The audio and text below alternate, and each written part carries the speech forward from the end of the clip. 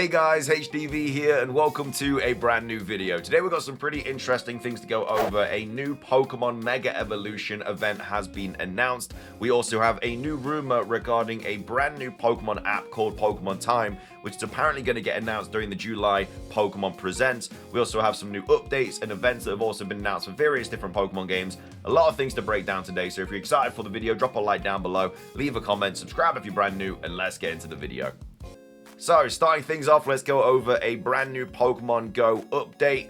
This is posted by Go Nintendo tweet saying new adventure effects coming to Pokemon Go.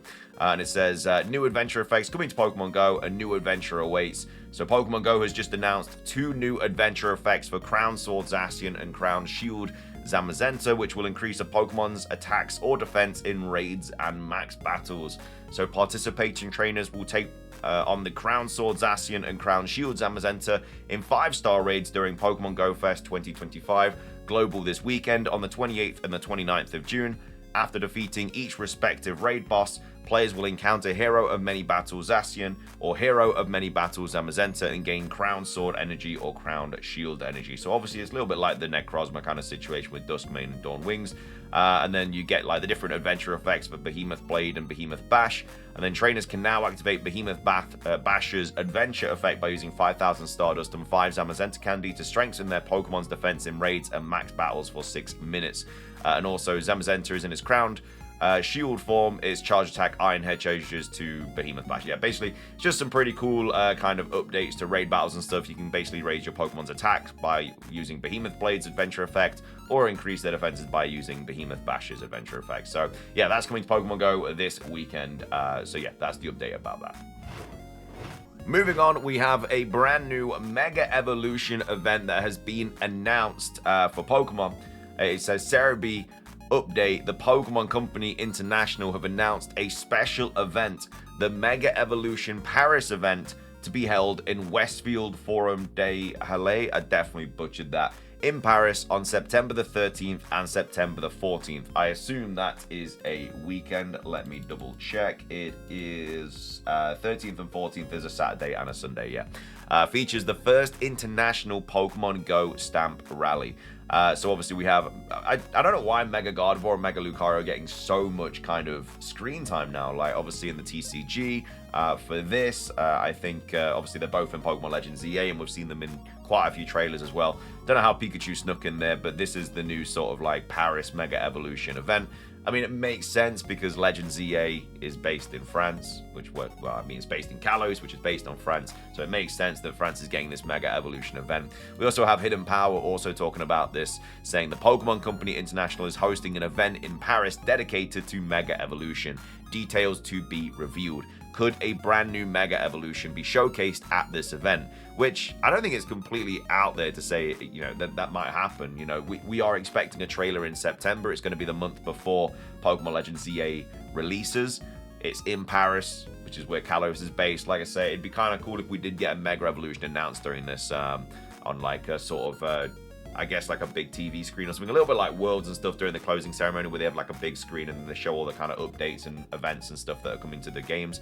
So it'd be kind of cool if they did something like that, a brand new Mega Evolution gets revealed. Because you gotta think, at the time I'm recording this, we've not had any new Mega Evolutions revealed. And the game's coming out in October. So yeah, it's very likely we're going to get something in July because of the Pokemon Presents. If they don't show a Mega Evolution there, then I don't know what's going on. But they should be showing one there. And then August, I mean, we have Pokemon Worlds, so you'd like to think they'll show one there.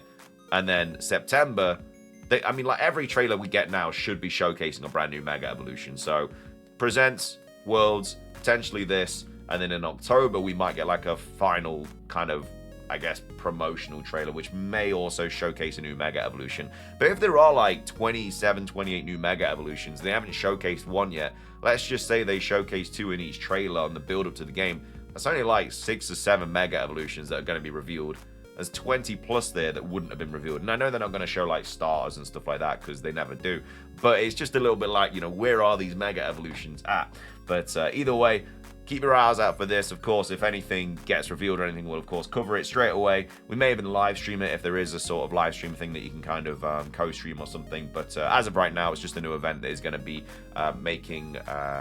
going live around the 13th, 14th of September in Paris. But anyway, that's the new Mega Evolution event. Moving on, we have a new Nintendo Switch 2 update to go over. This was posted by Nintendo Soup, saying Nintendo Switch 2 owner warns against using third-party chargers. I mean, you get a charger with your Nintendo Switch 2 anyway, so always just use that. But if something happens to it, probably wouldn't use a third-party charger, just get another one from Nintendo. But anyway, it says a Redditor has come out to warn Nintendo Switch 2 owners of using third-party chargers to charge their console. So the Redditor performed some measurements of the power going into the Nintendo Switch 2 dock, as well as various official and third-party chargers. The tests showed that the power going into the console from the dock does not change significantly, even though there's more power entering the dock and some of the power is wasted as heat. Based on their findings, assuming that the dock uses no power, the Nintendo Switch 2 dock, as well as some third-party chargers, have 86% conversion efficiency, while one of the third-party chargers that was tested had a 73% conversion efficiency. So it was suggested that if a third-party charger shows different conversions efficiency, so voltage and wattage readings, from the Nintendo Switch 2 dock, the voltage regulator could end up failing and damaging the Nintendo Switch 2. It's also currently known that the Nintendo Switch 2 SoC, so system on chip, consumes about 15 watts of power, and a significant difference in power could cause problems. So yeah, this isn't just like, you know, it's gonna be power escaping as heat and stuff like that. Like, this generally could damage your console. So if you are using a third-party Nintendo Switch 2 charger, potentially don't do it, because it does have the potential to damage your console and, you know, make it so maybe the battery breaks or the battery just gets a lot worse, or it could just actually damage the whole system. It says the Redditor recommended measuring voltage and wattage readings from third-party chargers and ensuring that they are consistently close to the readings from the Nintendo Switch 2 dock. Otherwise, it's best to use the official charger and dock that comes with the system. Should also be noted that during the early phase of the Nintendo Switch lifecycle, some users complained of brick consoles after using poorly designed third-party chargers that didn't conform with standards or had different power consumption from the official charger. So yeah, like I say, you're probably saving a little bit of money getting these third-party chargers, but it's not really worth the risk of damaging your console, because that is generally something that could happen with these third-party chargers. So yeah, just a little bit of a warning to you guys, just keep you in the loop, keep you updated and stuff. Like I say, bring you all the news and stuff. But yeah, we don't want your Nintendo Switch 2 breaking after just getting the console. But anyway, that's something regarding the Nintendo Switch 2. Next up, we have a new rumor to go over. It's about a new Pokemon app that's apparently getting revealed in the July Pokemon Presents on the 22nd of July. This was posted on Wednesday, so a few days ago now, and it's titled App, posted by Anonymous. So very, very vague. The image they use is the Giratina, Palkia, Dialga Creation Trio kind of image, and then that's just all they really go, I guess, because it's called Pokemon Time. They've kind of used that. But either way, take it with a massive grain of salt. Posted on 4chan. The only reason we know of a potential new Pokemon app is because Riddler Coup posted about it. So this is very much likely just piggybacking off of that, but you never know. Let's take a look at it though. So it says new app being announced in the July Pokemon Presents, Pokemon Time. So that's what the Pokemon game is going to be called. I quite like the name Pokemon Time. I mean, we've had Pokemon Go, Pokemon Masters, Pokemon TCG Pocket. So yeah, Pokemon Time. If you were to tell me a new app was coming out called Pokemon Time, though, I feel like it'd just be like a Pokemon clock that just tells you what time it is and like gives you maybe like calendars and schedules and stuff like that. I mean, they've pretty much done everything with like Pokemon Smile and Pokemon Sleep and everything. So something to kind of keep track of schedules and stuff would be kind of cool. And then obviously you have like extra Pokemon things kind of thrown into it. I wouldn't think it's too bad of a thing. I don't think it'd do very well, but it's something new. But that doesn't look like this is the way it's going. So this is actually a mobile RPG adventure app that lets players travel through different eras of the Pokemon world. So maybe you could go to like Hisui, and then you could go to Sinnoh, and then you could go to like a futuristic version of Sinnoh or something like that. This definitely kind of goes in with the Legends sort of format, although the Legends game coming out this year is not really set in a massive in the massive past or a massive future kind of jump. It's just based around like 5-10 years later after the events of X and Y. Also, we assume. But yeah, this lets you travel through different eras of the Pokemon world. So from ancient times to the distant future. Players uncover the mysteries of Pokemon history, collect region-exclusive Pokemon from the past, and I assume that's future. So you get region-exclusive Pokemon from the past and the future, and then you just explore these different kind of like timelines and stuff like that, which I think is a pretty cool idea. I think that'd actually be kind of cool. A little bit like Pokemon Masters, where you can kind of find out more about different characters and stuff. Like, we found a lot of lore out about certain characters from Pokemon Masters, so it'd be kind of cool if this was another kind of variation of that, and maybe the Pokemon you use for these different sort of time kind of, I guess, missions, you could, I assume that would be what would be monetized. So obviously you get like your starter and stuff, and then a little bit like Pokemon Masters, you can do like draws and stuff or whatever it's called, and get like more characters and get more Pokemon or something like that. It says, and battle through timelines in an all-new storyline featuring time rifts, legendary guardians, and ancient secrets. So yeah, this very much sounds like a description of the game. And then it says, also adds 4 new forms that are usable or paradox forms that are usable in Pokemon Champions. So it'd be a kind of a cool way for them to... So does that mean that this game can link with Pokemon Champions? And then that's a way, or maybe Pokemon... I already know. Or maybe it just means that they are revealed in this game and then they are gettable in Pokemon Champions. Like, maybe if you download Pokemon Time, you can then also get Pokemon, these new paradox forms in Pokemon Champions, something like that maybe. And then it goes on to say Gyarados and Haxorus being 2 of them. So we'd get a past or future version of Gyarados, and we'd get a past and future version of Haxorus, which are 2 pretty cool Pokemon. You know, I would very much like paradox forms of these 2 Pokemon. It kind of keeps the Gen 9 alive with the paradox forms. It also goes into Legends EA with the kind of like past and future thing. Yeah, I mean, sounds like a pretty cool app. I think I'd definitely give it a go. It sounds pretty decent to me. But again, it's probably fake, let's be honest. I don't think they're going to be doing this. But either way, let me know your thoughts on this rumor. Do you think it's true or not? Would you like it to be true or not? Would you like this to get announced in the Pokemon Presents in July? Finishing things up, we have a small update to go over about Mario Kart World on the Nintendo Switch 2. So this was a post by VGC saying the producer of Mario Kart World says it didn't seem necessary to add guest characters from other Nintendo games this time. So obviously you got like Zelda, Villager, stuff like that. We haven't got any of those in Mario Kart World this time, which seems like a little bit of a setback because you'd expect more characters to be in this game. It's like getting Smash, like a new Smash Bros, and then them just not having like any of the added characters from like Ultimate and stuff like that.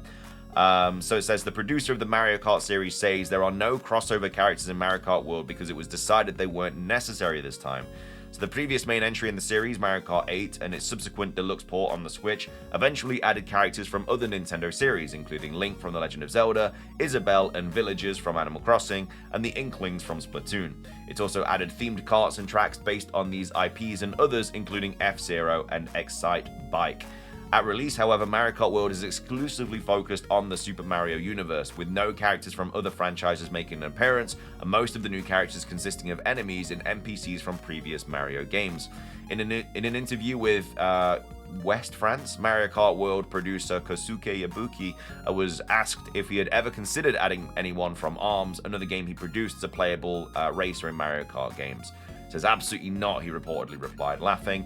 Yakubi was then asked about the lack of any characters from other games in Mario Kart World, to which he explained that the development team felt that adding non-Mario characters to a game built heavily around the idea of a Mario-themed world would have felt out of place. As developers, it would have seemed incongruous to us and to add characters from other games into the universe, Yakubi said via machine translation. It didn't seem necessary given everything we could already do with Mario. We inevitably wonder how players will perceive this cast, but there are so many characters and so many costumes that every player is sure to find something they like. Says Yakubi was also, it's actually Yabuki, I do apologize, was also asked about the numerous new races who have been added to Mario Kart World, including the cow, which quickly became popular online. We're obviously hoping that the addition of these new races would be a pleasant surprise for players, he replied, but the reception was so warm that it surprised even us. It clearly exceeded our expectations. Asked who his favorite new racer was, yada yada yada. VGC's Mario Kart World review, yada yada yada. Despite it, so yeah, that's just some like review stuff and everything. Yeah, I mean, it's a shame. I think they should definitely just keep all the characters from an old game in. It just seems like a bit of a step backwards, really. Like I say, it's just like, it's like having a new Smash game and not having all the characters in. Because, like I say, Legend of Zelda, like Link, some people's favorite character, Inkling, Villager, Isabelle, and there should be more as well. Like, there's a lot of Mario characters that just aren't in this game, like Diddy Kong, well, any of the Kongs really, and also like Birdo is not even in the game, stuff like that. Like, they're missing a lot of characters that are from Mario itself. So whether they get added in future like DLC updates, you'd like to think they will, but as of right now, it seems like a big cast of characters, but it's just costume changes and stuff, which I think they're all right. But, you know, there's certain characters like DK that's got one, which is just a bit ridiculous. But anyway, that's going to be everything for today's video. Let me know your thoughts on everything that we covered. What are your thoughts on the Mario Kart World update? Make sure to not use third-party Switch 2 chargers. What are your thoughts on the Mega Evolution event in Paris? Do you think that we will get a new Mega Evolution announced in this? And also, what are your thoughts on the Pokemon Time app that's apparently getting revealed next month? But anyway, thank you for watching. If you enjoyed, drop a like. Let's try and hit 500. Really helps out. Leave a comment. Subscribe if you're brand new. Ring the notification bell for daily Pokemon content. Have a fantastic rest of your day. And until next time, peace.